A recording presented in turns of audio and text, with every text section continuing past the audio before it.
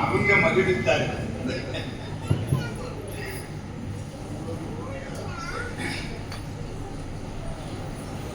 திருச்சிற்றம்பலம். தன்ன வெண்ணகையாய் முன் வந்தெதிரெழுந்து என் அத்தன் ஆனந்தன் அமுதன் என் கல்லூரி தித்திக்க பேசுவாய் வந்தும் கணை தினவாய் பத்துடையீர் ஈசன் பலடியே பாங்குடையீர் புத்தடியோம் புன்மை தீர்த்து ஆட்கொண்டார் கொல்லாதோ எத்தோ நின் நன்குடைமை எல்லாம் அறியோமோ சித்தம் அழகியார் பாடாதோ நம் சிவனை இத்தனையும் வேண்டும் எமக்கேலோர் என்பாவாய்.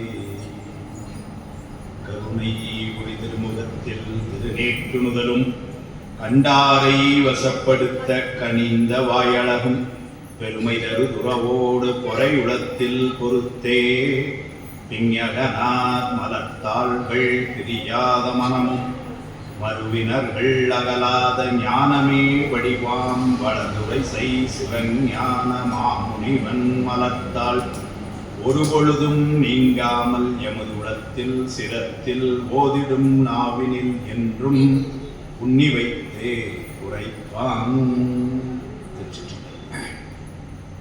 எல்லாம் வல்ல இறைவன் திருவருளை சிறமேற்கொண்டு திரு கைலாய பரம்பரை திருவாவடுதுறை ஆதீனம் சில ஸ்ரீ குருமகாசனான உள்ள பொன்னார் திருவடி கமலங்களுக்கும் சைவத்தின் குலதெய்வமாக விளங்குகின்ற மாதவ சிவஞான சுவாமியுடைய திருவடிகளுக்கும் என்னை நெறியிலே ஈடுபடுத்தி ஆண்டு அருள் என்ற குருநாதர் சார் தங்கவேல் சுவாமியுடைய திருவடிகளுக்கும் மன்னம் மொழி மெய் ஆகிய முக்கர்ண வணக்கங்களை மிக பணிவோடு தெரிவித்து சிவலோகநாதர் பெருமானுடைய திருவருளாலே இந்த நிகழ்வுகளை ஏற்பாடு செய்து நடத்துகின்ற நம்முடைய ஐயா அவர்கள், அவரோடு துணையாக நிற்கின்ற பெரியவர்கள், கலந்து சிறப்பிக்கின்ற அடியார் பெருமக்கள், பாடியும் ஆடியும் சிறப்பித்த குழந்தைகள் எல்லோருக்கும் என்னுடைய அன்பான பணிவான வணக்கங்களை தெரிவித்து மகிழ்கின்றேன். திருவம்பாவை விழாவிலே போன ஆண்டும் அடியேனுக்கு இங்கு ஒரு வழிபாடு செய்யும் வாய்ப்பும் உங்களோடு இருக்கக்கூடிய ஒரு வாய்ப்பும் திருவருளால் கிடைத்தது. தொடர்ந்து இந்த ஆண்டும் நானோ இதற்கு நாயகமே என்ற தலைப்பிலே சிந்திக்க வேண்டும் என்று ஐயா அவர்கள் பணித்தார். நானோ இதற்கு நாயகம் இல்லை, அதை முதல்ல இல்லைன்னு சொல்லிக்கிறது தான் முதல்ல. அருமையான ஒரு இடம் ஐயாவை எடுத்து கொடுத்தாங்க. குழைத்த பத்தில் இந்த குழைத்த பத்து பதிகமே ஒரு ரொம்ப உருக்கம், எல்லாருக்கும் தெரியும். ஆத்ம நிவேதனம் அப்படின்னு பொருள் எழுதினாங்க. பழைய குறிப்பு ஒன்று எழுதி வச்சாங்க, நேயத்தோடு ஒன்றுதல். குழைத்த பத்துங்கிறதுக்கு பழைய குறிப்பு என்ன சொல்றதுன்னா நேயத்தோடு ஒன்றுதல். நேயம் அப்படின்னாலே சுவாமின்னு பொருள். ஏன் அப்படின்னா நேயம்னா அன்புன்னு அர்த்தம். அன்பும் சிவமும் இரண்டு என்பது அறிவிலாருங்கிற. அப்போ நேயம்னா அது சுவாமி. நேயத்தே நின்ற நிமரா நடிபோற்றின்னு தான் சொல்றோம். இப்போ அன்பே சிவம்னு சொல்ற சமயம் நம்ம சமயம். அதனால நேயத்தோடு ஒன்றுதல் என்று ஒரு குறிப்பு எழுதினாங்க. குழைத்த பத்துல தனமணி தேசியர் உரையில் எழுதும் பொழுது சொல்வார், இந்த வினைகள் நம்மை குழைத்துன்னா இப்ப அரிசி ரொம்ப குழைஞ்சிட்டுதுன்னு வச்சுக்கோங்க. அப்படின்னா என்ன இருக்கு அப்படின்னா அது கஞ்சி ஆயிட்டுன்னு அதுக்கப்புறம் பையா கூட சொன்னாங்க, அடுத்த வாரம் நாளை கழிச்சு போறேன் இலங்கையில நான் இப்பதான் போயிருப்பது 3-4 வாட்டி போயிருக்கேன். இப்பதான் போகும்போது தெரிஞ்சுக்கிட்டேன், சாதம் கொஞ்சம் குறைவாயிட்டுன்னா அதை பரிமாற மாட்டாங்க, தனியா வச்சிடறாங்க, கெட்டு போச்சு. நம்ம எல்லாம் அப்படி இல்லை, நல்ல குறைவா இருக்கு அப்படின்ட்டு வச்சிடறோம், அவ்வளவுதான். அப்படின்னா என்னன்னா சாதம் கொஞ்சம் குறைவாயிட்டுன்னா அது திரிந்து விட்டது அல்லது கெட்டு விட்டது என்று ஒரு பழக்கம் அவங்கள. அந்த குழைத்தலை இங்கேயும் சொல்றாரு. ஏன்னா வினை நம்மளை குழைத்திடும். சில நேரங்களில் என்ன செய்யணும் தெரியாம தடுமாறும். வினை பண்ற வேலை. அந்த வினையெல்லாம் யார் நீக்க முடியும்னா சுவாமி தான் நீக்க முடியும். அந்த செய்திகள் எல்லாம் வினை என்னை எவ்வாறு படுத்துகிறது என்றும் அதே நேரத்தில் நேயத்தோடு ஒன்றி அதை விட்டு எப்படி வெளிவருவது என்றும் இப்படி குழைத்திருப்பது சொல்லிட்டே வர. குழைத்தால் மண்டை கொடுவினை நோய், மண்டை கொடுவினை நோய்னு தான் ஆரம்பிச்சு. நான் என்ன பண்ண முடியும்? குழைத்தால் அது உழைச்சதுன்னா நான் என்ன பண்ண முடியும்? உழைத்தால் தொண்டை கொடுவினை நோய் காவாய் உடையாய் கொடுவினை உழைத்தால் உறுதி உண்டோதான் உமையாள் கனவாய் எனையாழ்வாய் பிழைத்தால் ஒருக்க வேண்டாமோ பிரைசே சடையாய் முறையோ என்று அழைத்தால் அருளால் ஒளிவதே அம்மானே நடிகர். உமையாள் கனவாய் எனையாழ்வாய் அப்படின்னு சுவாமியை உமையாள் கனவான்னு சொல்ற இடம் எல்லாம் எப்படின்னா ரொம்ப கருணையை ஞாபகப்படுத்து. ஏன்னா அம்மானாலே கருணை, திருவருள், கருணை, அம்மா, சக்தி இதெல்லாம் ஒரு சொற்கள். அதனால சுவாமி கருணை தான் இருந்தாலும் ரொம்ப கருணை வேண்டி வர்றப்ப எப்படி சொல்லிடுறதுன்னு உமையாள் கனவான்னு சொல்லிடுறது. இதை யார் காமிச்சார்? சுந்தரரும் ஒரு இடத்துல ஒரு குறிப்பது உமையாள் கனவாய் எனையாழ்வாய்ன்னு பாடு திருக்கச்சூர் தேவாலயத்தில். காதல் செய்து கழித்து பிதற்றி களிமா மலரிட்டு உனை ஏற்றி ஆதல் செய்யும் மரியாதைக்கு ஐயம் கொள்வது அழகிதே ஓத கண்டேன் உன்னை மறவேன் உமையாள் கனவாய் எனையாழ்வாய்ன்னு பாடு. நால்வர் மக்கள் ஒருத்தர் சொன்ன சொற்றொடரை இன்னொருத்தர் எப்படி பயன்படுத்தி இருக்காங்க. காலத்தால மணிக்கவாசல் முன்னமையா இருக்கணும்னு தான் பெரியவங்க சொல்றாங்க. அப்படின்னா இப்போ அது அந்த சொற்றொடரை இவர் வாங்கி எப்படி வேணாலும் வைத்துக் கொள்ளலாம். ஆனா நால்வர்ல இருவர் ஒரே சொல்ல வந்து அப்படியே பயன்படுத்துறாங்க. உமையாள் கனவாய் எனையாழ்வாய் பிழைத்தால் பொறுக்க வேண்டாமோங்கிறார். தப்பு செஞ்சா நீ பொறுத்து கொள்ள வேண்டாமா? அதெல்லாம் ரொம்ப ஒரு உருக்கம், மணிக்கவாசருடைய உருக்கம் தான் எல்லாம்.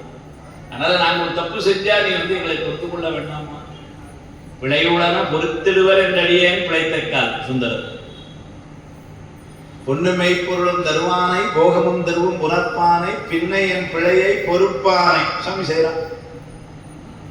என்னுடைய பிழையை ஒருவேளை நீ வந்து பொறுத்துக்கிறதுனால உனக்கு என்னப்பா குறைஞ்சு போச்சு அப்படி கூட கேட்கிறார். குன்றே அணைய குற்றங்கள் குணமாம் என்றே நீ கொண்டால் எந்தான் கெட்டது இறங்கிடாயின்னு. என்னுடைய பிழைகளை எல்லாம் ஒருவேளை நீ பொறுத்துக்கிட்டேன்னா உன்னை யார் கேட்க போறாங்க? அதனால உங்க செய்தல் என்ன கடினம் அப்படின்னு கேட்கிறார். உரிமையா சிவஞான சம்பந்தோட சொல்லுவோம். இந்த பிழையெல்லாம் நம்ம எங்கேருந்து செய்யறோம்னா வினை வயத்தால செய்யறோம். அது பிழை, அந்த பிழை மீண்டும் வினையா. அது அதனால எங்கேருந்து எடுப்பாருன்னா சஞ்சீத கர்மத்துல இருந்து எடுத்துட்டு வருவார். எனக்கு எல்லாம் சவிதான மாணவர்கள் எல்லாம் சவிதானம் படிச்சவங்க, எனக்கு அவ்வளவு தெரியாது, தெரிஞ்சு சொல்றேன்.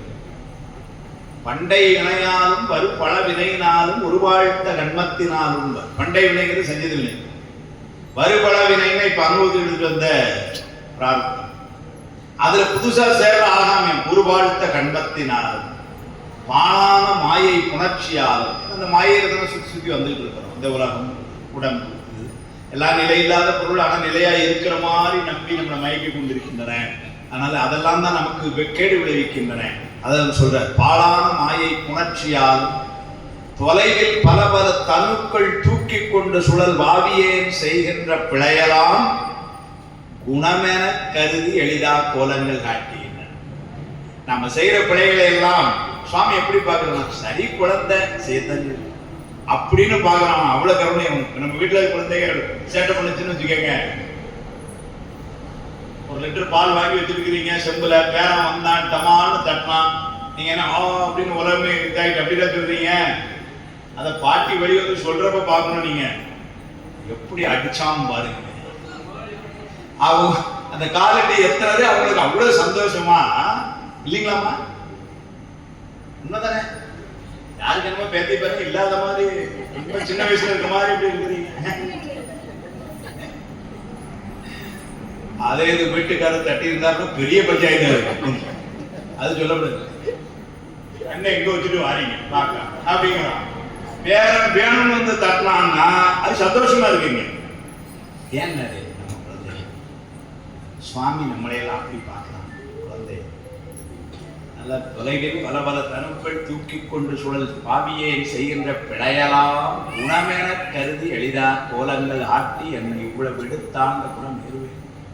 நிறைந்த வண்டும் ஆனந்த வெள்ளத்தை உண்டிருப்பது என்று அருகிலேன் வானாகி மண்ணாகி மற்றுடவலாமாகி மறைநான்கும் அறியாமலே அண்ட பயிரண்ட பரப்புமாய் அப்புறமும் அளவற்று நின்றுளாவும் அருள் ஞான வாரியே ராசை மேவிய செல்வ அகிலாண்டம் என்னும் அரசை. அகிலாண்டு சிறுபிரியம் அதை பாடுறாரு.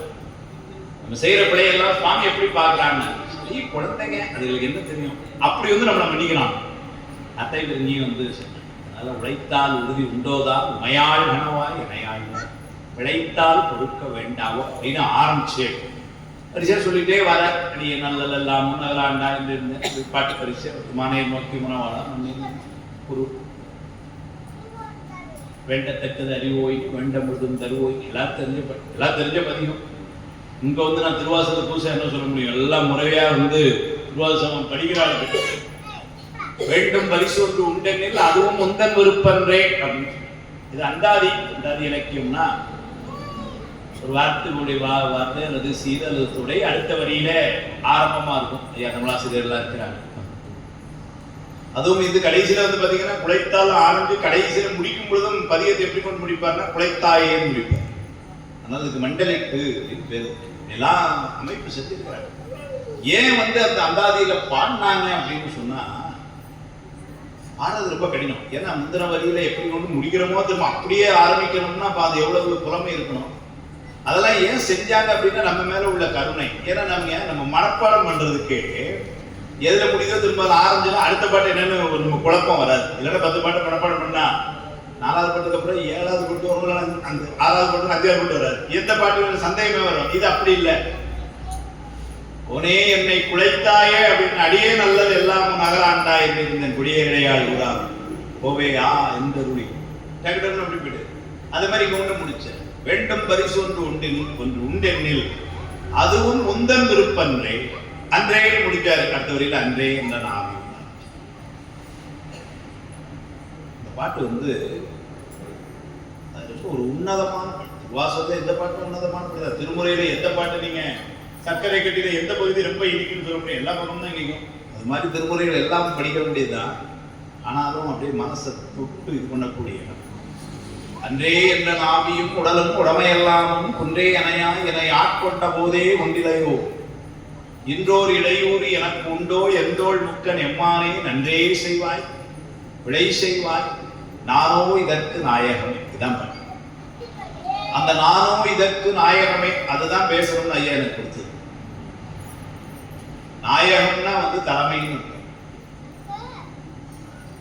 ஆகு பெயராய் தலைவனை உணர்த்திற்று அப்படின்னு இலக்கம் ஐயெல்லாம் இருக்கிறீங்க.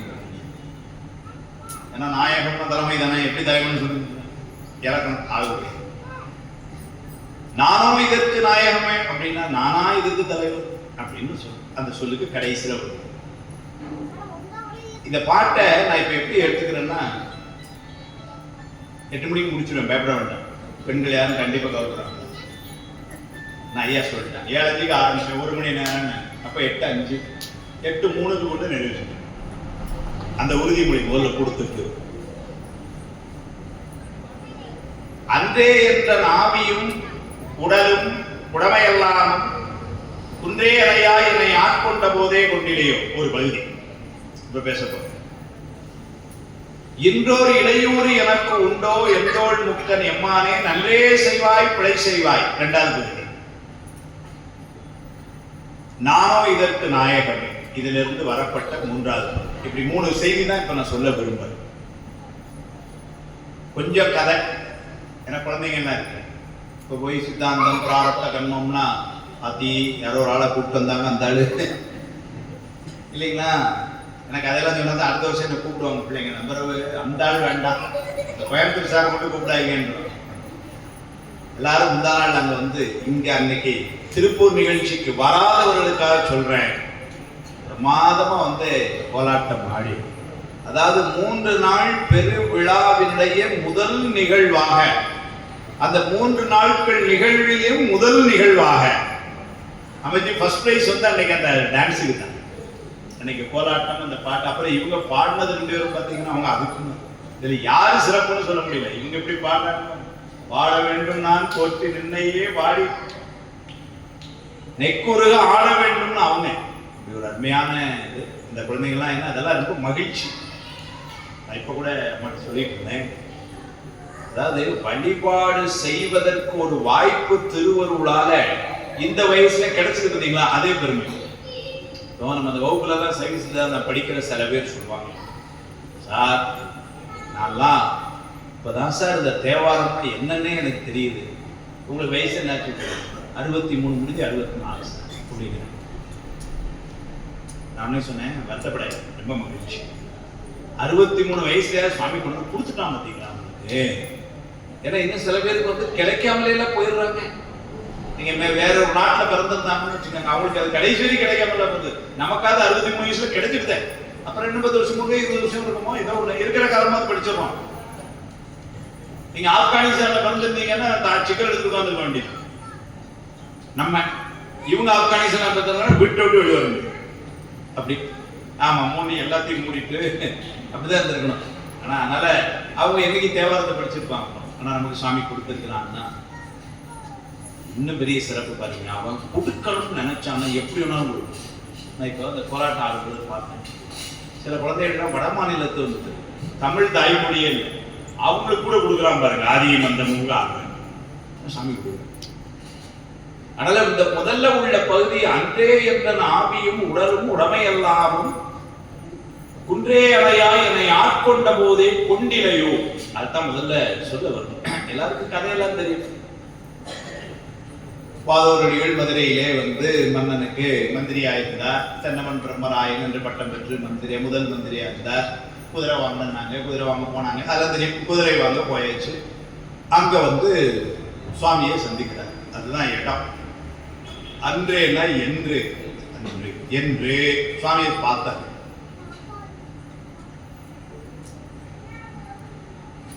சுவாமி எங்க உட்கார்ந்துருக்கிறார். இவர் திருப்பெருந்துறை போறதுக்கு முந்தின நாளே சுவாமி அங்க வந்துட்டான். எவ்வளவு கருணை பாருங்க. முந்தின நாள் இரவு வந்து திருப்பெருந்துறையில தங்கி இருக்கிறான் சுவாமி. திருவாதூர் பணத்தை சொல்ற. இன்னைக்கு கூட நீங்க போனீங்கன்னா திருப்பெருந்துறைங்கிறது ஒரு சின்ன கிராமம் மாதிரி தான் இருக்கு. மாணிக்கவாசர் காலத்துல அந்த ஊர்ல என்ன இருந்திருக்கும். நான் திருப்பெருந்துறை போகும்போது நினைப்பேன், சுவாமி இங்க வந்து தங்கினான்னா எங்க தங்கி இருப்போம். ஒரு நல்ல ஹோட்டல் கூட இல்லையே. சும்மா போனாலே என்ன பார்க்குறோம், சாப்பிட்றதுக்கு நல்ல வசதியான ஹோட்டல் இருக்கா. இப்போ ரொம்ப சின்னதா இருக்கு, இங்க வேணாங்க, நம்ம கொஞ்சம் தள்ளியாவது பைபாஸ்ல எங்கேயாவது வண்டி நிறுத்திக்கலாம் அப்படின்னு பேசுறமே. நமக்கே இப்படி இருக்குன்னா அவன் எவ்வளவு, அவனுக்கு அப்ப எப்படி இருந்திருக்கும். எங்க தங்கினா எங்க சாப்பிட்டான் தெரியல. முந்தின நாள் இரவே வந்து தங்கிட்டான். ஒரு நாள் காலையில ஒரு 3-3:30 மணி இருக்கும். டைம் நோட் பண்ணிக்க. ஏன்னா குழந்தைங்களுக்குலாம் தெரியணும். 3-3:30 மணிக்கு சுவாமி வந்து ரெடி ஆகலாம் கோயிலுக்குன்னா அப்ப நம்ம எத்தனை மணிக்கு ரெடி ஆகும். அதுக்காக சொல்லுங்க.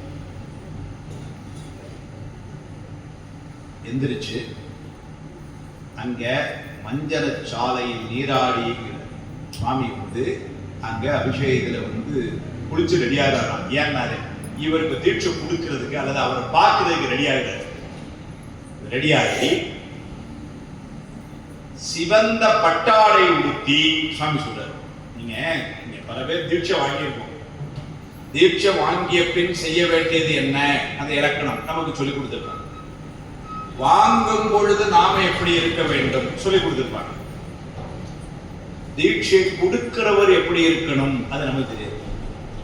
ஆசிரியர் இலக்கணம் சொல்றாரு. தீட்சை கொடுக்கிறவரு ஆண்களா இருந்தா தீட்சை வாங்குறவங்க, இல்லத்துல இருந்து போற வாங்குறவங்க, அவங்க வெள்ளை நிற ஆடை உடுத்தி, அது ஒன்னா கட்டக்கூடாது நமக்கு தெரியும். வேட்டியும் அதுக்கு மேல துண்டுமா 2 துகில் 2 வாடையா வெள்ளாடை உடுத்தி. இது வந்து நமக்கு வாங்குறவங்களுக்குள்ள இலக்கணம்.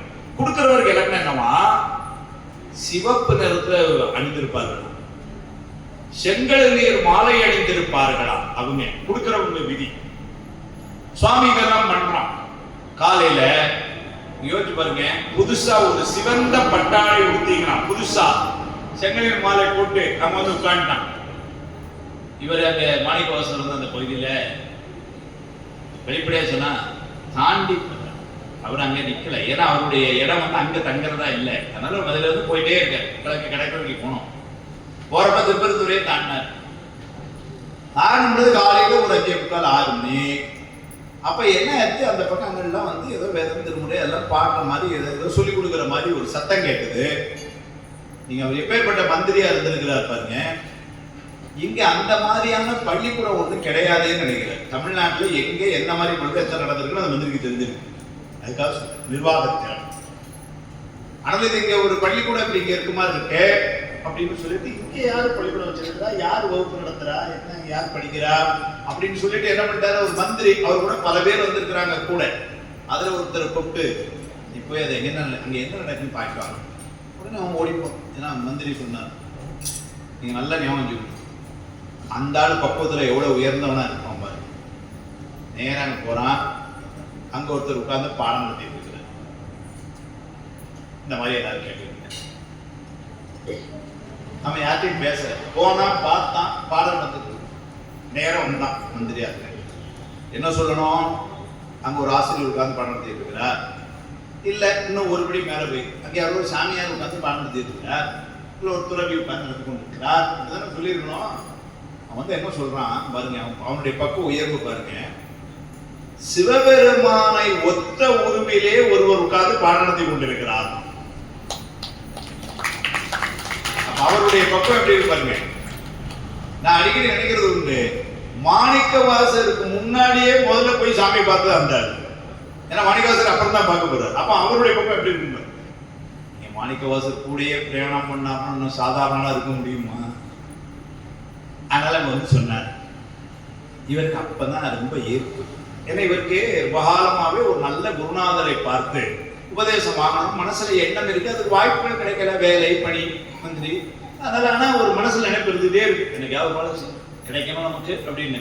அந்த வேட்டை இருக்கவும் அவர் கரெக்டா இதை சொல்லவும் உடனே என்ன பண்ணாரு, இவருக்கு அங்க போகணும்னு நினைப்பு. அங்கேயும் கூட குறிப்பை கவனிக்கணும், போகலே ஏன்னு பாருங்க. போயிருக்கிறது குதிரை வாங்குறதுக்கு, நல்ல ஞாபகம். இது அரசு முறை பயணம், மன்னன் காசு கொடுத்து விட்டு குதிரை வேண்டாம்னு நினைச்சிருக்கு. இப்ப சொந்தத்துக்கெல்லாம் போகக்கூடாது. நாமெல்லாம் பாத்தீங்கன்னா அலுவலகத்துல வேலை செய்யற போவோம், அலுவலக ரீதியா போவோம், லண்டன் போவோம், பெல்ஜியம் போவோம், பிரான்ஸ் போவோம், இங்கே போவோம். அதெல்லாம் போனோமா அந்த மீட்டிங் பார்த்தோமா, அந்த வேலையை கொடுத்து அங்க போய் ஊர் சுத்தி பார்க்க கூடாது. ஏன்னா கம்பெனி காசுல போயிருக்கு, போகக்கூடாது. நான் யாரும் இருக்கிற அரசியல் சொல்றேன்னு நினைக்கிறேன், இதுக்காக. அதனால இவர் அந்த பாடத்தை நம்ம காமிக்கிறார். அங்க போகல, இது தம்முடைய சொந்த விருப்பு.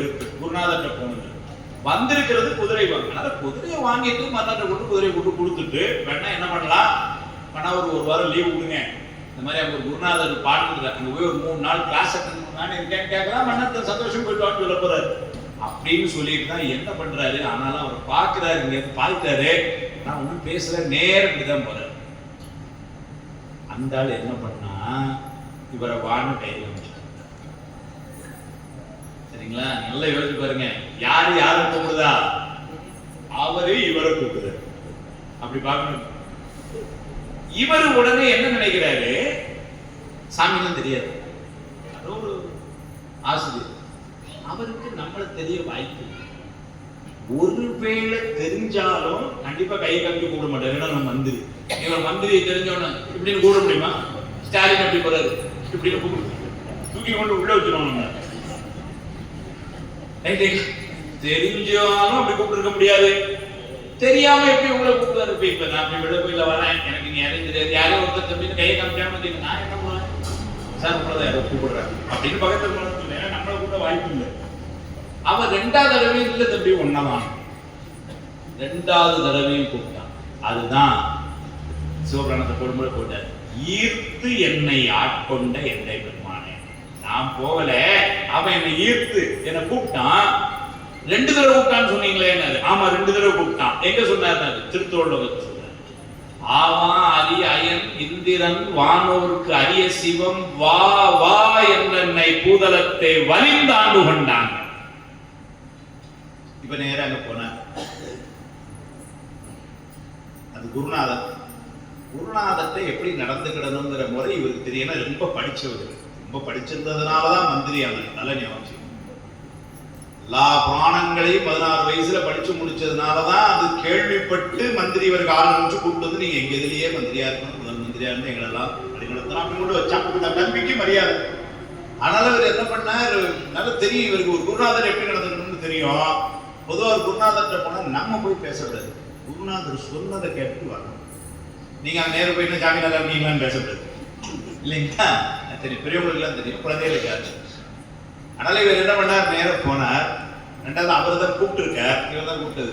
அப்ப கூப்பிட்டவரே தம்பி நம்மள இந்த விஷயமா கூப்பிட்டேன்னு சொல்லணும். ஒண்ணும் சொல்லுது, பேசாம பார்த்துட்டு. இப்போ இவருக்கும் என்ன கேட்கன்னு தெரியல. இவர் முன்னாடி நிக்க நடக்க அப்படியே அவருக்கு முன்னாடி இவர் முன்னாடி அவர் போய் நின்னார். என்ன பண்ணாரு, இப்ப எப்படியோ ஒரு பேச்ச ஆரம்பிக்கணும். நீங்க தூரே எங்க வந்தீங்க எங்க அப்படின்னு கேட்டது. அதனால எப்படி மெல்ல கேட்டாரு, கையில் அந்த புஸ்தகம் வச்சிருக்கீங்களா, அது என்னது அப்படின்னு கேட்டாரு. ஏதோ ஒன்று ஆரம்பிக்கணுமே. அவரும் பாருங்க, பொதுவா நாங்க வரேன், நான் இந்த ஊருக்கு புதுசு, நான் இங்க வந்து பையன் பார்க்கறாங்க தெரியல வந்தேன்னு வச்சுக்கீங்களேன்.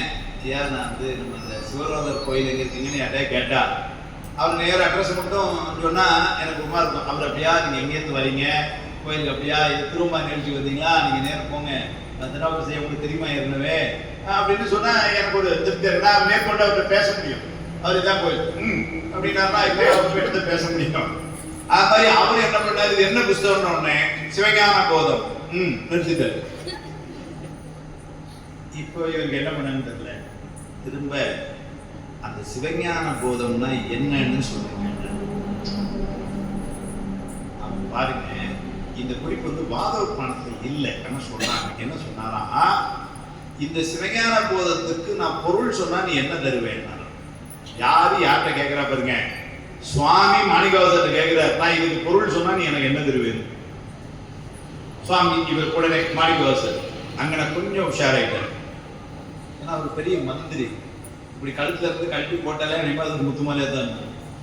அவர் நினைச்சா உடனே என்ன பண்ணிருக்கலாம், வாதூர் பகுதியில் ஒரு 4 கிராமம் பேர் எழுதி வைக்கின்றது. ஏன்னா அப்படி அவ்வளோ சொத்து, அவ்வளோ பவரும் கொடுத்துரு.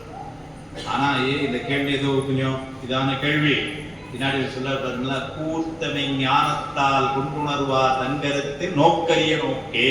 அந்த கூர்த்தமை ஞானம். ஆனால் என்ன பண்ணாரு, இது ஏதோ கொஞ்சம் வில்லங்கமான கேள்வியா இருக்கு அப்படின்னு மெல்ல என்ன சொல்றாரு, இதுக்கு எனக்கு புரியுற மாதிரி நீங்க பதில் சொல்லிட்டீங்கன்னா, கல்லால மரத்திலிருந்து அங்கு சனகாதி முனிவர்களுக்கு உபதேசம் செய்த தட்சிணாமூர்த்தி ஆகிய சிவபெருமான் நீவீர் என்று ஏற்றுக்கொண்டு உமக்கு அடிமையாயிருப்பேன்னு யாருக்கு சொல்றாரு, சிவபெருமான் சொல்றார். இதுதான் அங்கு நடந்தது. அன்றே இதுதான் நடந்தது. இப்ப ஆட்கொண்ட பின்னர் இங்க சில ஒரு வரலாற்று சிக்கல் பொதுவா மக்கள் நிறைய கேட்கிறாங்க. வெள்ளக்கோயில் மக்கள் கேட்க மாட்டாங்க, வெளியூர்ல கேட்பாங்க. ஏன்னா நீங்க ஆழமா படிச்சவங்க, அதனால நீங்க கேட்க மாட்டாங்க. சில பேர் என்ன சொல்லிடுறாங்கன்னா, இவர் அந்த பணத்தை எல்லாம் எவ்வளவு பணம் கொண்டு வந்தாருன்னா, குதிரை வாங்குறதுக்கு 49 கோடி பொன் கொடுத்தார். மன்னர் கொடுத்த பணம் எவ்வளவுன்னா 49 கோடி பொன். ஒரு பொன் அப்படின்னா எப்படின்னா, இப்ப நம்ம கிராம்ல பேசுவோம், இல்லைன்னா பவுன்ல பேசுவோம். அப்போ வந்து அதுக்கு வராகம்னு ஒரு வராகம், வராகம்னா 5.2 கிராம் ஒரு கணக்கு காசு. அப்ப நீங்க 49 கோடி இன்ட்டு 5.2 போட்டீங்கன்னு வச்சுக்கீங்களேன், சுமார ஒரு 250 கோடி கிராம். வீட்டுல போய் ரூபாய் எவ்வளவு நாளைக்கு பார்த்து சொல்லுங்க, நாளைக்கு பேச்சாளர் அப்படி சொல்லிடுங்க. நேற்று வந்தவரு மாணிக்கவாசர் குதிரைக்காக வாங்கிட்டு போன பணம் எவ்வளவுன்னா 140 லட்சம் கோடி. ஏன்னா நான் உட்காந்து போட்டேன், கால்குலேட்டர்ல விற்க மாட்டேன். 140 லட்சம் கோடி இது குதிரை வாங்குற கொண்டு போன பணம். நீங்க ஒண்ணு நினைக்கணும், ஒரு குதிரை வாங்குறதுக்கு 140 லட்சம் கோடி பணம் மன்னன் கொடுக்கறான்னா அந்த நாடு எவ்வளவு செழிப்பா இருக்கும் பாரு. பாண்டிய நாடு அப்படி இருந்திருக்கு, அதான் கொண்டு போன பணம். இப்ப சில பேர் என்ன பண்றாங்க, சார் அந்த பணத்தை எல்லாம் இவர் சாமிகிட்ட கொடுத்தாரு, இது என்ன பண்ணாரு. நிறைய பேர் என்ன கேட்காங்கன்னா, சார் சுவாமியை பார்த்தாரு நீங்க, அதனால சுவாமி எங்க இருக்காரு எங்களுக்கு தெரிஞ்சு போச்சுப்போம், பார்த்த மாணிக்கவாசலுக்கா தெரிஞ்சு போச்சு, கொண்டு போன பணம் எங்க. சில பேர் கேள்வி, நியாயமான கேள்வி தானே. ஏன்னா பெரிய பணம் இல்லை, 5-10 விட்டுறலாம், 140 லட்சம் கோடி விட முடியும், எங்க போச்சு. இது கொஞ்சம் ஆராய்ச்சிக்குரிய இடம். ஒருத்தர் ஒரு மாதிரி பதில் சொல்றாங்க. இப்ப அதெல்லாம் வச்சுக்கணும். ஆனால் சித்தாந்த மரபிலே வந்தவர்களும் நூல் ஆசிரியர்களும் தெளிவா சொல்றாங்க என்ன நடந்தது. 2 காரணம் சொல்றாங்க. திருவாதூர் பணத்தை சொல்றாரு, பணத்தை அவர்கிட்ட கொடுத்தாரு. திருவாதூர் பணத்தை சொல்லிட்டாரு, பணத்தை யார்கிட்ட கொடுத்தாருன்னு சுவாமிகிட்ட கொடுத்தாரு. இத முருப்பள ரத்தனம் செட்டியார் ஒரு ஆராய்ச்சி பண்றாரு. அவர் என்ன சொல்றாரு, கேள்வி எப்படி அமைச்சுக்கிறாங்க, பணம் யாருடையது? மன்னனுடையது, அரசு பணம். நீங்க சுவாமிகிட்டே கொடுத்தாலும் மன்னன்ட்ட கேட்க நம்ம கொடுக்கூடாது. நீங்க ஒரு பொருள் வாங்கியப்ப ஏன்டா ஐயா ஒரு 100 ரூபா கொடுத்து தம்பி வரும்போது 10 தேங்காய் வாங்கிட்டு வாங்கிறாரு, சரின்னு போறேன். இப்ப நாங்க ஒரு நல்ல காரியத்துக்கு கொடுத்தா கூட அவங்ககிட்ட கேட்கணும்ல, பணம் அவங்களுக்கு கூட இல்லை. ஏன் அந்த மாதிரி இருக்க ஒரு 50 ரூபா கொடுக்கவான்னு அவங்க கேட்டுட்டுலாம் செய்யணும். நான் அப்படி கேட்காம செய்யறது தப்பு தானே. அது மாதிரி அது இவர் கொடுக்குற சாமிட்டனாலும் மன்னருக்கு ஒரு வார்த்தை அந்த மாதிரி இருக்கு, சாமிட்ட நான் கொடுக்கணுமான்னு கேட்டுக்கணும்ல. ஆனாலும் அப்படி கேட்காம செஞ்சது இது பணத்தை கையாளுதல் தவறு அப்படின்னு செட்டியார் என்ன சொல்றாரு, இது 2 விதமா சொல்றாரு. ஒண்ணு, இந்த நாட்டை ஆளுகின்ற மன்னர் ஜனாதிபதி இன்றைக்கும் கூட பதவி ஏற்கும்போது எப்படி பதவி ஒரு வார்த்தை சொல்லுவாங்க, என்னன்னா இறைவனுடைய பிரதிநிதியாக இருந்து நான் இதை செய்கிறேன் அப்படின்னு. இந்த நாடு யாருடையது? சுவாமியுடையது. இந்த மன்னர் அப்பப்போ வந்தவங்க அவங்க என்ன பண்றாங்க, சுவாமியினுடைய பிரதிநிதியாக இருந்து மக்கள் நலம் காக்கும் வண்ணம் நான் இந்த பணியை செவ்வனே செய்வேன் அப்படின்னா ஒரு. அப்ப இந்த இடத்துக்கு சொந்தக்காரன் யாருன்னு உலகிலே வச்சுக்கோங்க. நீங்க வெள்ள கோயில்ல இருக்கீங்க, உங்களுக்கு பெரிய பங்களா இருக்கு வெள்ள கோயில்ல. நீங்க என்ன பண்றீங்க, நாளைக்கு பையன் கூட அமெரிக்கால இருக்கலாம்னு கிளம்பிட்டீங்க. உதாரணத்துக்கு சொன்ன அமெரிக்காலே போய் இருக்கலாம்னா இப்ப அதனால இந்த பங்களாவெல்லாம் இங்க வச்சு பிரயோஜனம் இதை வித்தரலாம் அப்படின்னு முடிவு பண்ணுறாங்க. இதை வித்தரலான்னு நீங்க அமெரிக்கா போறீங்க, அதனால அதுக்குள்ள விற்கணும்னு சொன்னீங்கன்னு வச்சுக்கோங்க, பாதி விலைக்கு தூர்காரன் கேட்பாங்க. அதானே எப்படி கொடுப்பாங்க? ஏன்னா ஒரு பொங்கலாடி ஒரு அவசரம், அதனால அது 10 கோடி பெறணும், நீ 3 கோடின்னு ஆரம்பி 4 கோடி கொடுத்துட்டு போயிடுவான் அப்படின்னா உலகம் தவறு இல்லை. அதனால நீங்க என்ன பண்ணீங்க, ஐயாட்ட அந்த பொறுப்பை கொடுத்து நான் இப்ப அமெரிக்கா போறேன், உங்களுக்கு நான் ஒரு வக்கீல் மூலமா ஒரு பவர் ஆஃப் அட்டார்னின்னு எழுதி நான் உங்களுக்கு கொடுத்துட்றேன்.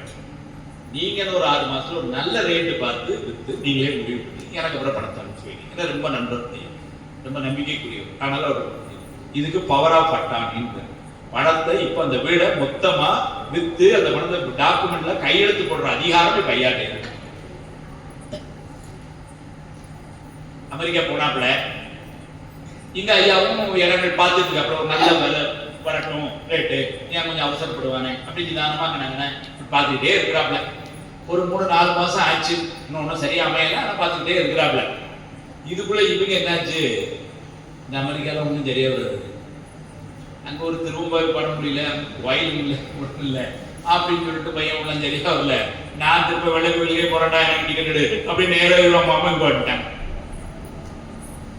பையன் சொல்லிட்டான், அப்பப்ப நான் பாத்துக்கிறேன், இங்கே இருக்கிறதெல்லாம் முடியாது நம்மளால. நமக்கு வெள்ள கோயில காலையில சாமியை சூரவனாதரை பார்த்தா தான் திருப்தியா இருக்கு அப்படின்ட்டு வந்துட்டான். வந்தவொடனே என்ன செய்வாங்க, ஐயா என்னாச்சு 2 பேரும் சொல்லியிருக்கேன், வரேன்னா பார்த்துக்கிட்டு இருக்கேன். சரி பரவாயில்ல, ஏற்ப நான் வந்துட்டேன், அதனால நான் பார்த்துக்கிறேன் இப்போ அப்படின்னா என்ன ஆயிடுச்சு, இவங்களுக்கு கொடுத்த அந்த பவர் ஆஃப் அட்டார்னி வாங்கி கிழிச்சு போட்டுட்டு இப்ப நீங்க கையில கொடுத்துருக்கீங்க. இப்படி கொடுக்கணுமா வேண்டாம்? ஏன்னா வீட்டுக்கு சொந்தக்காரர் அவர் தான், நடுவில் கொஞ்ச நாள் பொறுப்பு தான் இருக்கு. இந்த உலகம் யாருடையது? பெருமானுடையது. பாண்டிய மன்னன் யாரு? ஐயா மாதிரி பவர் ஆஃப் அட்டார்னி வாங்கிட்டு இருந்தாள். இப்ப அமெரிக்கால இருந்து திரும்ப வந்த மாதிரி சுவாமி திரும்ப வந்துட்டான் உள்ள. இப்ப இந்த உலகம் யாருக்கு பேரும் திரும்ப அவன்கிட்ட பேரும். இதுல என்ன பணம் யாருடைய பணம்? உண்மையிலேயே அவனுக்குள்ள திரும்ப அவன்கிட்டே போச்சு. பேஸ் போடணும், அவன் மேல கொடுங்க போங்கன்ட்டு. இது ஒண்ணு. அதனால அது மாணிக்கவாசர் மேல எந்த தவறும் கிடையாது. ஏன் இதை சொல்றேன்னா, நீங்க எல்லாம் திருவாசம் படிக்கிறவங்க குழந்தைங்கலாம் இருக்கிறாங்க. சில ஆட்கள் என்னன்னா மாற்று சமயத்தார்கள் நம்மளை குழப்பறதுக்காக இதெல்லாம் மாணிக்கவாசர் செஞ்சு தப்பு தானே அப்படின்னு கேட்பாங்க. தப்பு இல்லைன்னு நமக்கு சொல்ல தெரியும். காசி மகாத்மியம்னு ஒரு நூல், அதுல ஒரு செய்தி வருது. இவரு 49 கோடி பொன் அப்படின்னு நான் சொன்னேன். பொதுவா பாத்தீங்கன்னா, நீங்க ஊருக்கே போறீங்கன்னு வச்சுக்கீங்களேன். இப்ப இங்கேருந்து சென்னை போயிட்டு வரணும், நமக்கு எவ்வளவு பணம் வேணும், ஒரு சுமார கணக்கு போடுறோம். பஸ்ஸுக்கு இதுக்கு பொண்ணோட ஜாப், அங்க போன இடத்து எல்லாம் சேர்ந்து ஒரு கணக்கு போட்டு ஒரு 4500 4600 ரூபாய் வேணும் அப்படின்னு வந்தா நம்ம என்ன பண்ணுவோம், சரி ரவுண்டா ஒரு 5000 ரூபாய் கையில வச்சுக்கோம்.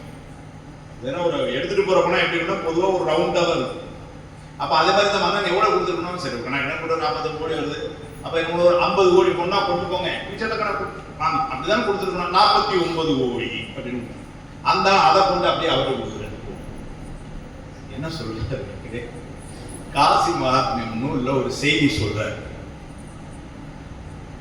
பெருமான் மதுரை மீனாட்சி அம்மனை கல்யாணம் பண்ணார். அவரு கைலாயம், பொண்ணு மதுரை, அம்மா மதுரையில ஆட்சியில வேற இருக்காங்க. அதனால என்ன இவர் அப்பப்ப கைலாயத்துக்கு போயிட்டு வருவார். இருக்கிறது பாதி நேரம் மதுரை இல்லைங்களா. ஆனா அடிக்கடி எங்க போவார்னா அப்புறம் அவர் ஏன்னா அங்க போய் பார்க்கணும்லாம், கைலாயத்துக்கு போவாரு. அவருக்கு என்ன காலைல கிளம்புனா உடனே கைலாயத்துல போய் இறங்குவாரு, 2 மணி நேரம் அங்கே இருப்பார். திரும்ப அங்கே இருந்து கிளம்புனா மாதிரி வந்து மத்தியானத்துக்கு மேல வேணா திரும்ப நூறு கைலாயம் போவாரு. ஜாகம் அவருக்கு என்ன கஷ்டமா. அப்படி போறப்போ என்ன பண்ணுவாராம், குதிரையில போவார். நற்பரிமேல் வருவானை படிக்கிறோமா, குதிரையில போவார். குதிரையில போய் மதுரையில இருந்து குதிரை பாயிண்ட் டு பாயிண்ட் நேர கைலாயம். கைலாயம் வந்து பொன்னாலான பூமி. அதனால என்னாச்சு, இந்த குதிரை அங்க போய் நின்னோடனே குதிரை குழம்பு பூரா தங்கம் ஒட்டிக்கணும். அங்க இருந்து குதிரையில நேர மதுரையில வந்து இறங்குறாரு. அங்க உள்ள பொண்ணு பாதி வந்து மதுரையில வந்து விடுது. திரும்ப இங்க இருந்து போகும்பொழுது கால் ஃப்ரீயா தான் இருக்கும் குதிரைக்கு. திரும்ப அங்க போய் திரும்ப வந்தது குதிரை. இப்படி இவர் மதுரையில இருந்து கைலாயம் போய் போய் இங்க கொண்டு வந்தது 49 கோடி பொண்ணா. அதை வந்து இப்படி இப்படி வந்து வாங்கிட்டு போயிட்டாரு அவரு. அதனால இல்ல, 2 காரணம் சொல்லுங்க. 3வது காரணம் அவரே சொல்லுங்க, மாணிக்கவாசகரே சொல்லுங்க. எப்படி சொன்னார், அன்றே என்ற நாவியும் உடலும் உடைமை எல்லாமும் குன்றே அணையாய் என்னை ஆட்கொண்ட போதே நான் கொடுத்திலையோ இல்ல கொண்டிலையோ. வார்த்தை எப்போது நீ என்னை திருப்பெருந்துறையில ஆட்கொண்டாயோ அப்போமே என்னெல்லாம் என்கிட்ட இருந்து உன்கிட்ட வந்துடுது, நான் கொடுக்கல அதுவே வந்துட்டு நீ எடுத்துட்ட. என்னெல்லாம், என்னுடைய உடல், என்னுடைய உயிர் ஆவி, என்னுடைய பொருள் உடைமை. அன்றே என்றால் ஆவியும், ஆவியும்னா உயிர். அருணையார் உரையில உயிர் என்பது சிவபோதமாகும். ஏன்னா உயிரினுடைய அறிவிச்சை செயல் எல்லாம் அறிவிச்சு. அடுத்தது உடலும், அன்றே என்ற ஆவியும் உடலும் அப்படின்னா இந்த உடல் இனிமேல் செய்த செயலெல்லாம் என்னுடைய செயல் இல்லை, அது அவருடையது. அதனால இப்ப நீங்க என்ன சார் இப்படி செஞ்சீங்கன்னா யார்கிட்ட கேட்கணும், அவர்கிட்ட தான் கேட்கணும். ஏன்னா என் செயலே இல்லைன்னு. 3வது என்ன சொன்னாரு, உடைமையெல்லாம். அவர் அதையும் உடைமைக்கு குரல் எழுதார் அருணையார். அது எஞ்சி இருந்த பிராரத்தமும் வர இருக்கின்ற ஆகாமியும் எழுதி போனார். உரை உயர்ந்தது.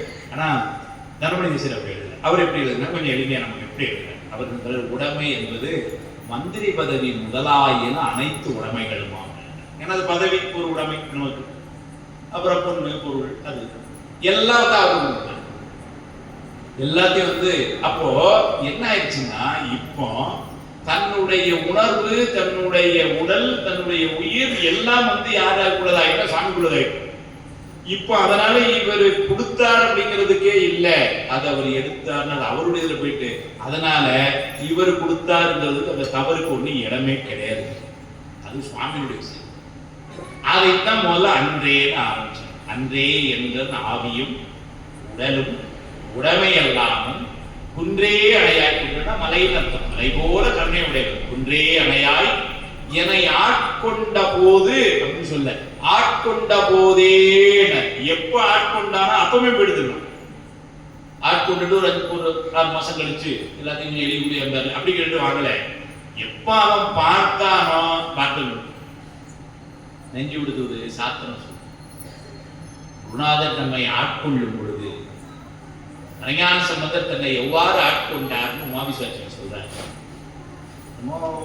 சார் ஆட்கொண்டான்னா அப்ப வந்து உட்கார வச்சு அதுக்காக ஒரு 10 நாள் ஆயிருக்குமா சார் அந்த ஆட்கொண்ட நிகழ்வு எல்லாம் அப்படிங்கும் பொழுது நீங்க உங்கள்ட்ட மாற்றம் இருந்திருக்குமே, அதான் எப்படி இருந்தது அப்படின்னு போய் இந்த டிவிக்காக வாயில மைக்கு வச்சு கேட்கலாம். அவர் ஒரு வார்த்தை சொல்றாரு, எப்படி நடந்தது? ஏன்னா நம்ம இதுல சிவபுராணம் தான் படிக்கிறோம். மாய பிறப்ப அறுக்கும் மன்னன் அப்படின்னு. பிறப்பு அறுப்பான்னா வலிக்குமே. பிறந்த பிறப்பு அறுக்கும் எங்கள் பெருமான். அந்த அறுவையில எப்படி இருக்கும்? மயக்கம் வந்து கொடுப்பானா? கொடுக்காமலே அறுப்பானா? மயக்கம். அவர் சொல்ற எப்படி நடந்தது? அவன் என்னை பார்த்தான். சாத்தம் எப்படி சொல்லுது? மறைஞான சம்பந்தர் தன்னை பார்த்தார். அவன் என்னை பார்த்தான். பழைய வினை பஞ்சமல கொத்தையெல்லாம் நீத்தான். பழைய வினை, இதுவரை இருந்த வினை பஞ்சமலம், ஆணவம், கண்மம், மாயை, மாயம், துரோதனம் எல்லாம் மொத்தமா அவ்வளவு காலியம். அவன் என்னை பார்த்தான். பழைய வினை பஞ்சமல கொத்தையெல்லாம் நீத்தான். நினைவு வேறாக்கினான். நினைவு வேறாக்கினான்னா இப்போ எனக்கு நினைவு என்ன இருக்கு? அதுக்காக சம்பாதிக்கணும், பிள்ளைகளை பார்க்கணும். உங்களுக்கு நினைவு என்ன இருக்கு? மணி 7:45 8 மணிக்கு முடிப்பானான்னு தெரியல, இம்பாட்டு போயிட்டே இருக்கேன். ஒருத்தர் என்ன சுத்தி உலகில் இருக்கிற நினைவு அங்க எப்படின்னாரு? நினைவு வேறாக்கினான்ட்டார். இதை பற்றிய நினைவெல்லாம் இல்லை. அதை நீங்க வாதோர்பானது படிக்கும்போது, திருவிழாப்பானம் படிக்கும்போது உபதேசம் ஆனது தானே அவர் எப்படி இருந்தார் அப்படிங்கிறத திருவிழாப்பானம் சொல்லுது. தந்தை, தாய், புறவன், ஆஸ்தான், சங்கரன் அப்படின்னா என்ன அர்த்தமா? அம்மா, அப்பா, ஆசிரியர், குருநாதர் எல்லாம் ஒரே பொருளை தான் தெரிவிச்சு. யாருமே வித்தியாசம் தெரியல. எந்த பொருளை பார்த்தாலும் ஒரே பொருளை தெரியுது. அவர் கூட வந்தவங்க, குதிரையை பத்தி நல்லா தெரிஞ்சவங்க, அவரோட இந்த பணம் எடுத்துட்டு வந்தவங்க, சமையல் பண்ணவங்க, மந்திரியில ஒரு 100 பேர் கூட போயிருப்பாங்கன்னு வச்சுக்கோங்களேன். அவங்க எல்லாம் போய் குதிரை வந்தோம் அதை கொஞ்சம் ஞாபகம் வச்சு. ஏன்னா நாளைக்கு மன்னன் பிரச்சனைனா எங்களுக்கு கேட்போம் இல்லைங்களா? அதனால அவங்களுக்குள்ள பயம். அது மட்டும் இல்ல, மன்னன் மந்திரி மேல ஒரு நல்ல எண்ணம். அதனால போய் மெல்ல மன்னனுக்கு விஷயம் தெரிஞ்சு அவன் கோவப்படுறதுக்குள்ள நம்மளா வேணாலும் ஒரு வார்த்தை போய் சொல்லிடலாம், நடந்தது. அதனால நீங்க ஞாபகம் குதிரை மேட்டரா நடந்துறாங்க அப்படின்னு ஞாபகம். நீங்க எல்லாம் யாரு இப்படியே சொல்லிட்டேன். திருவாரூர் சொல்லுது, நீங்க எல்லாம் யாரு? மதுரை இருந்து கூட சார் நான் தான் உங்க நிதித்துறை செயலாளர் சார், பணத்தை எடுத்துட்டு வந்தேன். நீ யாரையா? நீ ஒண்ணுமே தெரியல, யாருக்கு தெரியல. அப்பதான் அவங்க பயப்படுறாங்க. அப்புறம் உடனே சொல்றாங்க குதிரை வாங்க அதுக்காக வந்தோம். வந்து மன்னனுக்கு செய்தி போய், ஏன்னா யாரும் போய் சொல்லி அவன் கோவப்படுற நம்ம மூலம் போய் கால் கொடுத்துடணும். அதனால ஞாபகப்படுத்துறேன் சொல்றாரு. என்னடா இந்த மாயா சார்ந்த விஷயங்கள் எல்லாம் இங்க வந்து பேசிட்டு இருக்கிறீங்க அப்படின்னு சொல்லிட்டு, இங்க இருந்து போங்க, நீங்க எல்லாம் போங்க, என்ன நிக்க மாயை சார்ந்த விஷயத்தை இங்க வந்து பேசுறீங்க, போங்க அப்படிங்கிறது. அவங்க ரொம்ப உருகி இவரை விடவும் முடியல. ஏன்னா அவர் மேல உள்ள அன்பு. அதே நேரத்தில் இதை ஏதோ ஒன்று பண்ணி ஆகணும். அதனால என்ன பண்ணாங்க, நேரம் மன்னன்ட்ட போய் என்ன அங்க போய் திருப்பதியில் நடந்தது என்னவென்றால், கவனத்தை கொண்டு வரும்.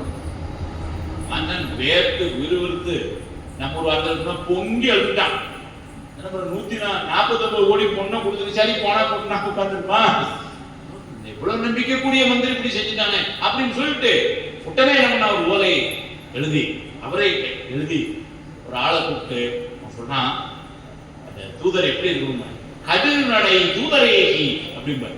வேகமா போய் ஒரு தினத்தில் அப்படிம்பார். இன்னைக்கு ஒரே நாள்ல இந்த ஓலையை காமிச்சு கூட்டு வந்தாரு அப்படின்னா ஓலையை கொண்டு அதெல்லாம் கொஞ்சம் கதையை வேகமா போயிட்டு ஓலையை கொண்டு அங்க கொடுத்தாங்க. அங்க கொண்டு வாசிச்சாங்க. அப்போ விவாத பண்ண சொல்ற ஆசிரியர் அந்த ஓலையை கொண்டு வாசிக்கிறாங்க. ஆனா ஓலையை நீங்க, அது ரொம்ப முக்கியமான செய்தி என்னன்னா, அவ்வளவு கோபத்தை இருந்தாலும் மன்னன் எழுதும் பொழுது ரொம்ப நாகரிகமா எழுதுறான். இந்த ஓலை முதல்ல ஆரம்பமே தென்னவன் எழுதும் ஓலை முதல்ல பிரம்மட்ரஸ் கொடுக்குது. தென்னவன் பிரம்மராயன் எனும் நல்ல அமைச்சர் காண்க அப்படிதான் ஆரம்பிக்கும். லெட்டர் பாருங்க, வாழ நீங்க அப்படிலாம் எழுதலை, கோபம் இருந்தது. ஆனா எழுதும் முறை எப்படி பாருங்க, தென்னவன் எழுதும் ஓலை ஃப்ரம் அட்ரஸ் டு அட்ரஸ் தென்னவன் பிரம்மராயன் என்னும் நல்ல அமைச்சர் காண்க. இந்த மாதிரி நீங்க பெரிய பணம் எடுத்துக்கிட்டு குதிரை வாங்க போயிட்டு அங்க கோவணம் கட்டி உட்கார்ந்துருக்கீங்கன்னு அறிகிறேன் எழுதலாம் லெட்டர்ல. இவ்வளவு பணம் எடுத்துட்டு போயிட்டு குதிரை வாங்கன்னு போயிட்டு கோவணம் கட்டி உட்கார்ந்துருக்கீங்கன்னு அறிகிறேன் அப்படின்னு சொல்லிட்டு அப்புறம் எழுதுறான். அப்புறம் கொஞ்சம் கடினமா இருந்தாலும் எழுதுறான். நீங்க உடனே கிளம்பிங்க வாங்க அப்படின்னு எழுதுறான். இத கடிதத்தோடு கொடுத்த உடனே இந்த கடிதத்துக்கு மன்னர்கள் குருமாசனகாரர்கள் தமிழ் எழுதுனா அதுக்கு திருமுகம்னு பேர். நமக்கு ஏற்கனவே தெரியும் திருமுகம் பாசுரம் படிக்கிறேன் சுவாமி எழுதுறோம். ஆனாலும் அது திருமுகம்னு தான் பேரு. அந்த திருமுகத்தை கொண்டு நீட்டின உடனே அவர்கிட்ட கொண்டு நீட்டின சொன்னாரு, சுவாமியினுடைய திருமுகத்தை தவிர வேறு ஒரு முகம் நான் கண்டறியேன். எனக்கு தெரிஞ்ச திருமுகம்னா இவர் திருமுகம் தான், இந்த திருமுகம் எனக்கு தெரிய போடான்ட்ட. அவன் பதறான், ஐயோ உள்ள மோசமா எழுதி வச்சிருக்க பாரியா சீக்கிரம் அப்படின்னு 10-11 அதையும் சரி வாசிப்போ வாசித்தோம் அப்படிங்கிற மாதிரி வாசி. அவன் வாசிக்கிறான். இந்த மாதிரிலாம் இருக்கு. வாசிச்ச உடனே இவர் மனசுல நினைச்சாங்கன்னா பெருமானுடைய அடியாருக்குத்தான நாம அடிமை. இவன் எவ்வளவு ஒருத்தன் மதுரையில இருந்துகிட்டு நான் தான் அண்ணல் எனக்கு நீ தப்பு செஞ்செல்லாம் எழுதியிருக்கானு என்ன எழுதியிருக்கான் இதுல எனக்கு ஒன்றும் புரியலையான்னு. அப்ப எப்படி சுவாமிக்கு கீழே கொடுத்திலை கொண்டிலையோன்னு எப்படி இருந்திருக்கிறார். தான் மந்திரிங்கிறதே ஞாபகம் இல்லை, எதுவுமே ஞாபகம் இல்லை. எப்படி யோசிக்கிறார்னா சுவாமிக்கு அடிமைன்னு சொல்ல, சுவாமியுடைய அடியாருக்குத்தான நாம அடிமை. நமக்கு யாரோ மதுரையில இருந்து அவன் எழுதலாம், நான் அண்ணல் கண்ணல் பெரியவன் இருந்தோம், அதனால மன்னன் தானே அண்ணல் எழுதலாம். எவனோ ஒரு அண்ணல், அவனுக்கு நான் என்னமோ தப்பு செஞ்சேன், நான் என்ன தப்பு செஞ்சேன் அவனுக்கு அப்படின்னு ஒருத்தர் இவன் எழுதியிருக்கிறான்னு மனசுல யோசிக்காம சம்திங் ராங், வேற எவ்வளவு எழுதுறது என்ன எழுதிட்டானோ அப்படின்னு. அப்புறம் அந்த வந்தவன் சொல்றான், இல்ல விஷயம் மேலிடத்துல இருந்து வந்திருக்கு அப்படின்னு சொல்றாரு. என்ன உரைப்பு பாருங்க, யமன் நம்மளுடைய தூதர் மூலமா ஓலை அனுப்பிச்சு விட்டான்னா அப்படின்னா என்ன அர்த்தம்? கூட்டுவான்னு அர்த்தம். யமன் தூதர்கிட்ட ஓலை அனுப்பிச்சான்னா என்ன அர்த்தம்? இன்னைக்கு கோயம்புத்தூர்ல 2 இன்னைக்கு டேட்டு போய் தூக்கிட்டு வந்து அவ்வளவுதான். பேக் கூட அந்த ஓலைக்கே நாங்க பயப்பட மாட்டோம். இந்த ஓலைக்கான பயப்பட போல அந்தகன் எழுதும் ஓலை ஒன்று அவன் தமர் தூதரும் எமை அணுக மாட்டார், என் பக்கத்துல வர முடியாது. ஏன்னாரு உடையவர் மதுகையாரே, பெருமானுடைய ஆற்றல். அதனால நீங்க என்ன அந்த ஓலையை கணக்கு போகலா, நீங்களும் உங்க ஓலை எதுக்கு சொல்ல வந்தோம்னா சுவாமிக்கு அப்படி ஒரு அடிமையா. அதுதான் அன்றே என்ற நாவியும் உடலும் உடமை எல்லாமும் குன்றே அவையாய் என்னை ஆட்கொண்ட போதே கொண்டினை. 2வது பகுதி என்ன சொன்ன, இன்றோர் இடையூறி எனக்கு உண்டோ, எனக்கு ஒரு துன்பம் ஏதாவது உண்டோ அப்படின்னா, உண்டோ என்பது ஓகாரம், ஓகாரம் எதிர்மறை இல்லைங்களா? அதனால இல்லை, எனக்கு எந்த துன்பமும் இல்லை என பெருமான்கள் இருக்கிறோம். இன்னொரு இடையூறு எனக்கு உண்டோ அப்படின்னா இல்லை, எனக்கு துன்பம் இல்லை. இன்றோர் இடையூறு எனக்கு உண்டோ எந்தோள் முக்கன் எம்மானே நன்றே செய்வாய் பிழை செய்வாய். அதான் முக்கியமான. இதை உரையாசிரியர்கள் அங்கங்கே நுட்பமாலாம் எழுதுறாங்க. சைவ சித்தாந்த கண் கொண்டு சில பேர் என்ன சொல்றாங்கன்னா, நீ ரொம்ப பெரியவன்பா, நீ நன்றே செய்ய பிழை செய்ய, உன்ட்ட நான் யாரு கேட்குறது அப்படின்னு. அது பெரிய நயம் இல்லை. ஏன்னா இப்ப கட்சி தலைமையில அப்படின்னா என்ன, அவங்க தலைவர் தப்புண்டாரு, தலைமை என்ன பண்ணாலும் செய்யலாம், நம்ம பேசக்கூடாது அப்படின்னு சொல்லலாம். அது ஒரு கட்சியில நடக்கும், ஒரு வீட்டுல சமுதாயத்தில் நடக்கும், அது வேற. சுவாமிகிட்ட போய் எப்படி நடக்குமோ அவன் தப்பு பண்ணுவான், நாம இல்லை. அதனால அது என்னமோ அவன் ரொம்ப பெரியவன், நம்மால ஒண்ணும் முடியாது, அதனால பேசக்கூடாது அப்படின்னு சொன்னா அதுல நயம் இல்லை. இன்னும் சிலர் எழுதுறாங்க, நன்றே செய்வாய் பிழை செய்யாய் அப்படின்னு பொருள் கொண்டு போனாங்க. அவன் நல்லதே செய்வான், பிழை செய்ய மாட்டான். அது ஒரு ஏன்னா பாட்டு நன்றே செய்வாய் பிழை செய்வாய் இருக்கு. இனி பாடவேதம் கூட செய்யாய்னா வரல. அதனால நன்றே செய்வாய் பிழை செய்வாய் அப்படின்னு தான் இருக்கு. அப்படின்னா என்ன எழுதுறாரு, எப்போ நான் உனக்கு அடிமைன்னு ஆயிட்டனோ அதுக்கப்புறம் நீ என்ன செஞ்சாலும் அதை பத்தி யோசிக்கிறதுக்கோ இதுக்கோ எனக்கு எந்த நிலையும் இல்லை. அதுதான் உயர்ந்த அந்த நிலை. நாமார்க்கும் குடியல்லோம் நமனை அஞ்சோம் நரகத்திலிடப்படும் நடலையில்லோம் ஏமாப்போம் வினியறியோம் பணிவோம் அல்லோம் இன்பமே என்னாலும் என்னாலும் துன்பமில்லை அப்படின்னு முழங்குறார்னா சார் என்னதான் இருந்தாலும் சார் நாம் ஆர்க்கும் குடியல்லவங்களாம் பேசலாமா? நமக்கு மேல ஆட்கள் இருப்பாங்கல்ல 4 பேரு, அதுக்காக நான் அவனுக்கும் அடிமை இல்லைன்னா பேசக்கூடாது சார், அதெல்லாம் ரொம்ப அகங்காரம் அப்படின்னு சொன்னா அப்படி இல்லை. அப்புறம் சாமி வாக்கில் அப்படி வருமா? இல்லை. அப்படின்னா என்ன அர்த்தம்னாரு, சுவாமியை தவிர நாங்க யாருக்காங்க அதை வட்டினர் தான் ஆர்க்கும் குடியல்லா தன்மையான சங்கரன் அச்சங்கவன் குடையோர் காதில் கோமார்க்கே நாம் என்றும் மீளா ஆளாய் பொய்மலச் சேவடின்னு குறிகிறோமே. எப்ப பெருமானுக்கு நாம் அடிமை ஆயிட்டோமோ ஏனையோருக்கு நாங்கள் அடிமை இல்லை அப்படின்னா என்ன அர்த்தம்? பெருமான் ஒருவரே எங்களுக்கு தரை. இந்த உரைப்பெல்லாம் என்ன கோயில நான் சொல்ல வேண்டாம், சில ஊர்களில் சொல்ல வேண்டியது. இன்னைக்கு என்ன கிழமைன்னு கேட்டுட்டு அந்த போட்டோ சில பேர் வைக்கலாம். வியாழக்கிழமைக்கு ஒரு போட்டோ வச்சிருக்கான், வெள்ளிக்கிழமைக்கு வேற ஒரு போட்டோ வைக்கலாம். அது சித்தாந்த நெறி, அது சைவ நெறி இல்லைங்களா? சுவாமி தான் அது தலைமை. மலையே வந்து வீழினும் மனிதர்கள் நிலையில் நின்று கலங்க பெறுது. தலைவராகிய ஈசன் தமர்களை கொலை செய்யாமை கொண்டு இருக்குமே. ஆனால் மலையே வந்து விழுந்தாலும் சரி, தலைமை யாருன்னு சுவாமி அப்படி அடிமையா இருக்கிற அதுதான். இதைத்தான் இங்க காமிச்சார். நன்றே செய்வாய் பிழை செய்வாய், அதெல்லாம் எனக்கு தெரியாது, நீ என்ன அது ஒரு பெரிய உன்னதமான உண்மை. ஞானிகள் எல்லாம் இப்ப சித்தாந்தத்தில் ஞானிகள்லாம் இப்படி இருப்பாங்க அப்படின்னா அவங்களா எந்த செயலையும் செய்யறது. நம் செயலற்று இந்த நாமற்ற பின்னாதன் தன் செயல் தானே என்று உந்தி பெற தன்னையே தந்தான் என்று உந்தி பெற. திருவுந்தியார் சாமி. நம் செயலற்று இந்த நாமற்று யார் எனதுங்கிற அகப்பற்று புறப்பட்டதை விட்டு நீக்கி நாதன் தன் செயல் என்று எல்லாம் நடக்கிறதான நாதன் தன் செயல்.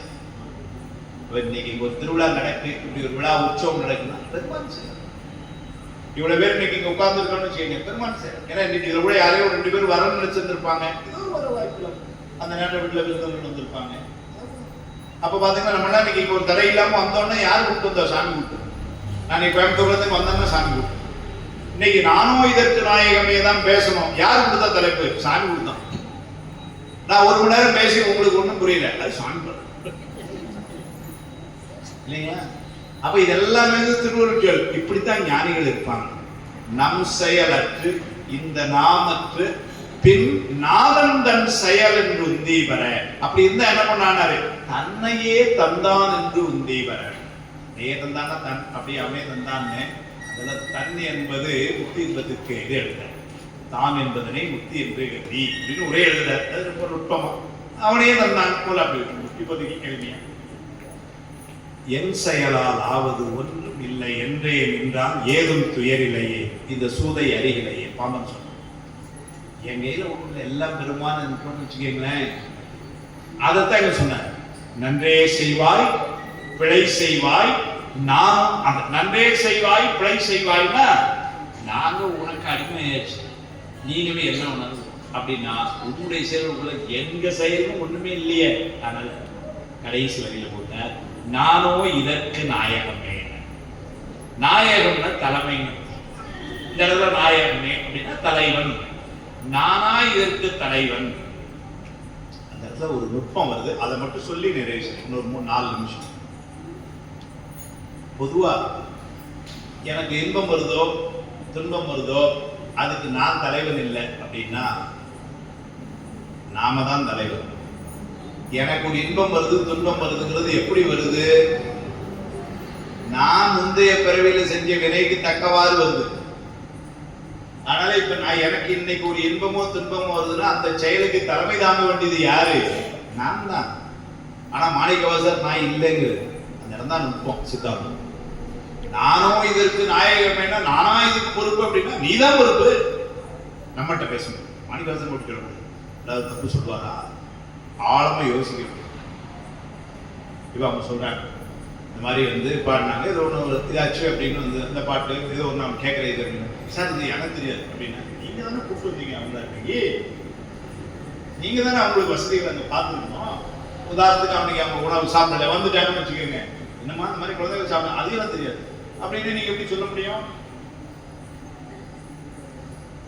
அது மாதிரி இன்னைக்கு இந்த உலகத்துல இங்க இருக்கிற இந்த 100 பேரே பாத்தீங்கன்னா எல்லாருடைய வாழ்க்கை முறை வெவ்வேறு மாதிரி இருக்கும். ஒவ்வொருத்தர் பிறந்த வீடுல, ஒருத்தருடைய அறிவு நலம் வேற, ஒருத்தருடைய தோற்றம் வேற, ஒருத்தருடைய குணநலம் வேற, இப்படி எல்லாம் மாற்றங்கள் இருக்கு. இதெல்லாம் எது பொறுத்துன்னா சித்தாந்தம் சொல்லுது, அவரவர் வினைவழி அவரவர் வந்தனர், அவரவர் வினைவழி அவரவர் அப்படின்னு சொல்லுது. அப்போ நான் இன்னைக்கு இப்படி ஒரு வாழ்க்கையில நான் இருக்கிறேன்னா இதுக்கு யாரு காரணம்? இவரா அவங்களா ஒருத்தம் இல்ல. நான் போன பிறகு செஞ்ச நல்லது செய்தோம். சில நன்மைகளை வைத்துக் கொண்டு மகிழ்ச்சியா இருக்கிறேன், முன்னேற வாழ்க்கையில இருக்கலாம். எதுவா இருந்தாலும் இதை எதை பொறுத்து இருக்குன்னா இதுக்கு நீங்க யாரும் காரணம் இல்லை. என்னுடைய வாழ்க்கை இப்படி அமைஞ்சதுக்கு யாரு காரணம்னா நான் தான் காரணம். இது போன பிறவிகள்ல நான் செய்த செயல்கள். கடினமான வார்த்தை செயல்கள்.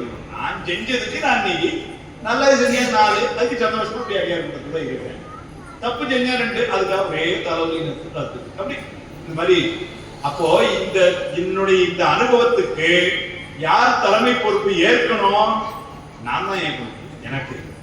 ஆனா நானும் இதற்கு நாயகமே அப்படின்னு சொல்லிட்டா என்ன அர்த்தம் அப்படின்னா, தலைமை ஏற்று இருக்க வேண்டிய ஒருத்தர் இதற்கு நானா தலைமை இல்லை அப்படிங்கிற மாதிரி சொன்னார்னா, ஏன்னா நானும் இதற்கு தலைமை அப்படின்னா நான் தலைமை இல்லைன்னு சொல்றாரு அப்படின்னா என்ன அர்த்தம்னா, செயல்களை செய்யும் பொழுது நாம செய்யறதுக்கும் ஞானிகள் செய்யறதுக்குள்ள வேறுபாடு.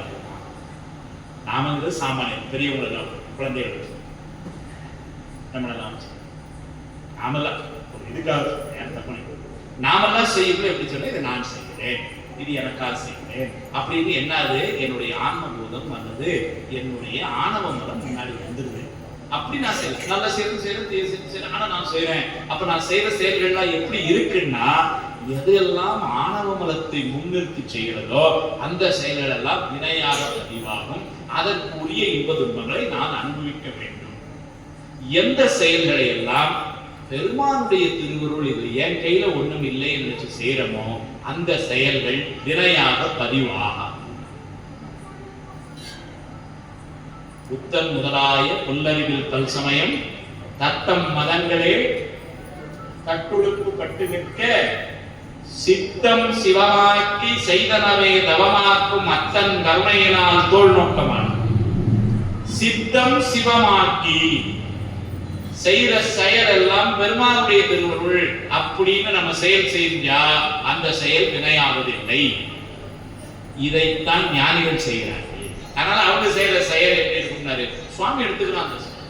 சிவனும் இவன் செய்தி எல்லாம் எனக்கு செய்தது இவனுக்கு என்றும் பலவாக உடனாகி நின்று கொள்வன் பரிவால் பாதகத்தை செய்திடும் பணியாக்கி விடுமே சொன்ன செய்ய ஞானிகளுடைய செயலும் அவன் பொருட்படுத்துகிறான். நான் தான் செஞ்சேன் பொழுது அவன் என்ன பண்றான், சரி நீ தானே செஞ்ச, அதுக்குள்ள நன்மையா தான் நன்மை, நல்ல இன்ப பயன், இது தப்பா இருந்தா துன்ப பயன், அது உனக்கு தான் கொடுக்குறான். எல்லாம் அவன் தான் சார் செய்ய வைக்கிறான். என் மேல ஒண்ணும் இல்லைன்னா பொறுப்பாம இந்த இடத்துல நானும் இதற்கு நாயகமேனா, எப்பொழுது அவன் என்னை ஆண்டு கொண்டானோ என்னுடைய செயல், என்னுடைய உடல், என்னுடைய பொருள் எல்லாம் அவனுடைய ஆகிவிட்டதுனால இனிமேல் வரக்கூடிய நன்மை தீமை என்பதற்கு நானா பொறுப்பு இல்லை அப்படின்னா அவனுடைய திருவடிக்கு நான் என்றும் அடிமை என்று சொல்வதுதான் நானோ இதற்கு நாயகன். அன்றே என்ற நாவியும் உடலும் உடமையெல்லாம் ஒன்றே அணையா என்னை ஆட்கொண்ட போதே ஒன்றிலையோ இன்றோர் இடையூறு எனக்கு உண்டோ எந்தோள் முக்கன் எம்மானே அன்றே செய்வாய் விடை செய்வாய் நானோ இதற்கு நாயகன். இதே செய்தி இன்னைக்கு வீட்டுக்கு போகும்போது என்ன எடுத்துட்டு போறோம்னா, செயல்கள் எல்லாம் பெருமானுடைய திருவருளால் நடக்கின்றன என்று இருக்கும் பொழுது நமக்கு எந்த விதமான கவலையும் துன்பமும் இல்லை. நீங்க உண்மையிலே பாருங்க, ஒன்னே சொல்லி முடிச்சிடுறேன்.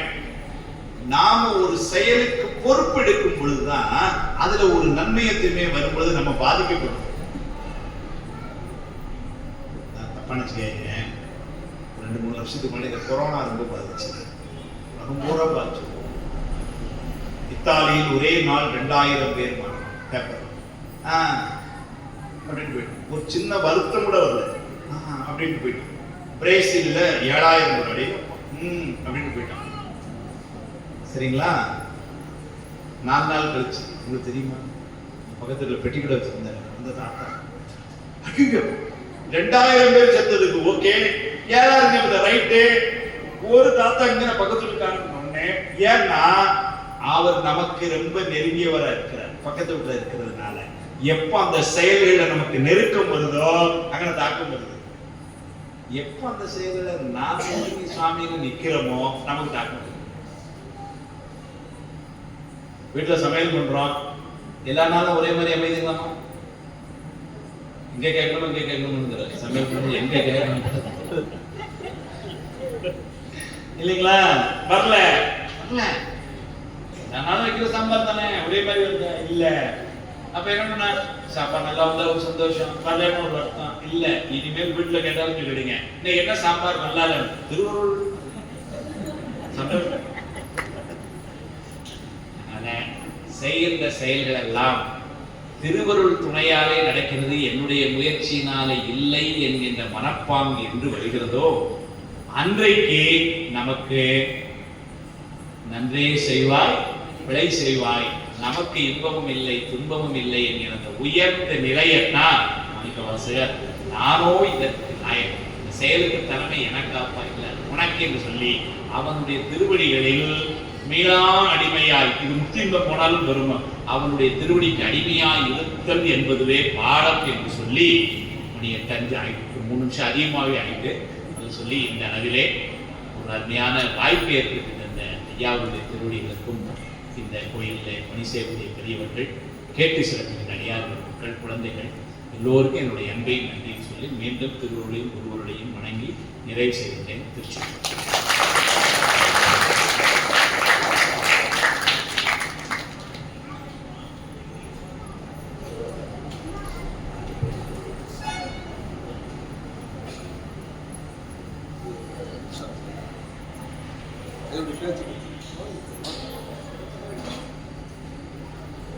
அற்புதம் அதாவது நம்ம அதுக்கு பாட்டு விளக்கம் சொல்லுவாங்க, அந்த நாமும் படிக்கிறோம். அதனால மிக அற்புதமாக விளக்கத்தை அவர்கள் கொடுத்தார்கள். அவர்களுக்கு முதல்ல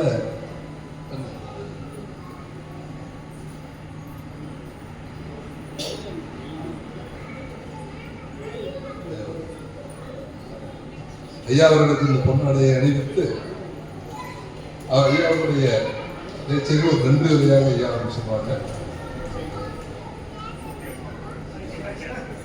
காவாய்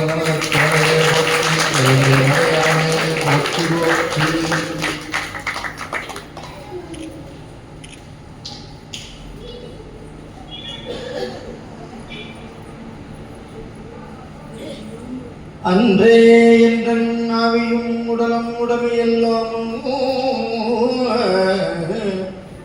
ஒன்றே அணையாய் என்னை ஆட்கொண்ட போதே ஒன்றிலையும் இன்று ஓர் இடையூறு எனக்கு உண்டோ, இன்று ஓர் இடையூறு எனக்கு உண்டோ எந்தோ முக்கன்யம்மானே. நன்றே செய்வாய் நன்றே செய்வாய் நன்றே செய்வாய் விடை செய்வாய் நானோ இதற்கு நாயகமே.